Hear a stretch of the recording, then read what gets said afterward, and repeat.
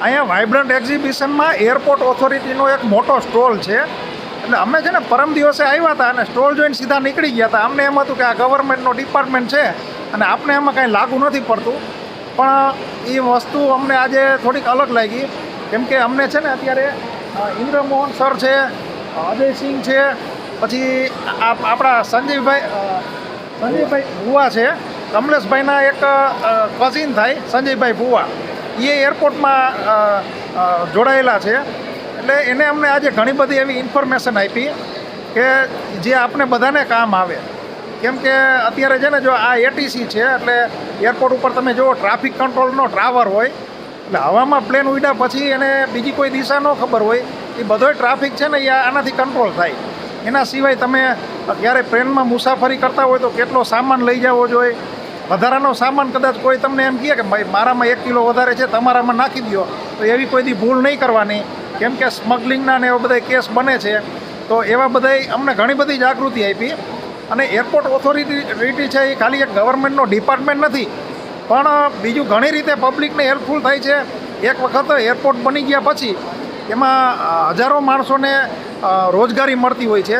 કેમ કે એમાં છે ને આપણે જનરલી ટૂંકો ખ્યાલ હોય કે એરપોર્ટ એટલે પાયલોટ હોય અને એર હોસ્ટેસ હોય અને એના જે મેનેજમેન્ટનો સ્ટાફ હોય, પણ એવું નથી. આમાં છે ને ગ્રાઉન્ડ લેવલમાં ઘણા બધા લોકો જોડાયેલા હોય છે.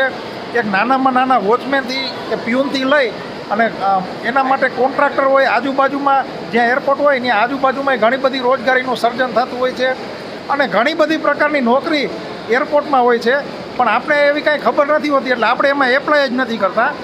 એટલે સાહેબે અમને એ બધી ઘણી માહિતી આપી કે અમે બધાએ ઘણું બધી રોજગારીનું સર્જન કરી છીએ. અત્યારે અહીંયા સ્ટોલ રાખવા પાછળનું કારણ એ જ છે કે લોકો છે એ એરપોર્ટ ઓથોરિટી પ્રત્યે જાગૃત બને.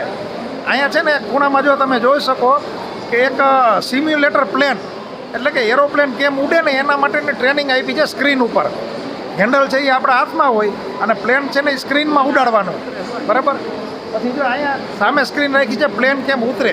અત્યારે અમે ઊભા છીએ ને એ રનવે છે, બરાબર. અહીંયા રનવે બનાવ્યો છે અને રનવે ઉપર પ્લેન કેમ ઉતરે કેમ ચડે એનો ડેમો આપ્યો છે. અલગ અલગ ડિપાર્ટમેન્ટ અહીંયા સેફટી છે. તમારે છે ને શું પ્લેનમાં લઈ જવું, શું ન લઈ જવું એની તમારે અત્યારથી જ અગાઉથી જ તૈયારી કરી શકો. એના માટેની બધી માહિતી માર્ગદર્શન આપે છે અહીંયા અલગ અલગ વિભાગ દ્વારા. સેફટી આ બધા સેફટીના ટૂલ્સ છે. અને અહીંયા જે એટીસીની અંદરની જે ડિપાર્ટમેન્ટ છે ને કઈ રીતે થાય એ અહીંયા ડેમોમાં અત્યારે માહિતી આપે છે. બાકી સાહેબે અમને એમ કીધું કે આની અંદર શું હોય ને કે અમને પોતાને ન જવા દઈએ, આટલું બધું સ્ટ્રીક હોય છે, બરાબર.